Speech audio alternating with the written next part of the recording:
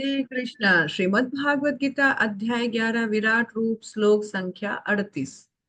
त्वमादिदेव पुरुषा पुराण त्वमस्य विश्वस्य परं निधानम् वेत्तासि वेदं च परं च धाम त्वया ततं विश्वमनन्तरूपम्। आगे भगवान का और भी गुणगान गा रहे हैं। पहले हम इसका अनुवाद पढ़ते हैं। आप आदि देव सनातन पुरुष तथा इस दृश्य जगत के परम आश्रय हैं। आप सब कुछ जानने वाले हैं और आप ही सब कुछ हैं जो जानने योग्य हैं।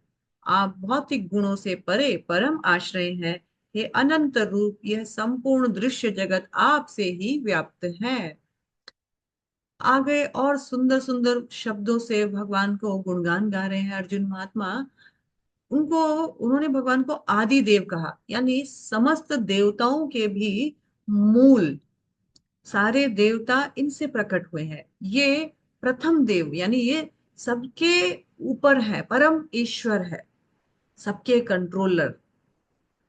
पुरुषम, यानी आप ही एकमात्र भोक्ता हो, एंजॉयर हो।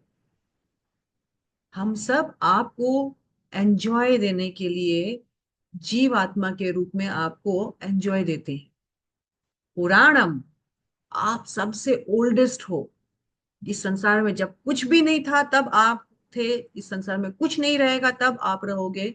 आप सबका मूल आधार हो, सब कुछ आपसे प्रकट होता है। आप सबसे पुराणतम हो, प्राचीनतम हो। और फिर बताया कि आप ही इस विश्व के परम निधानम हो, यानी आप ही इस विश्व के आधार हो, मूलभूत आधार। हे भगवान अनंत रूप।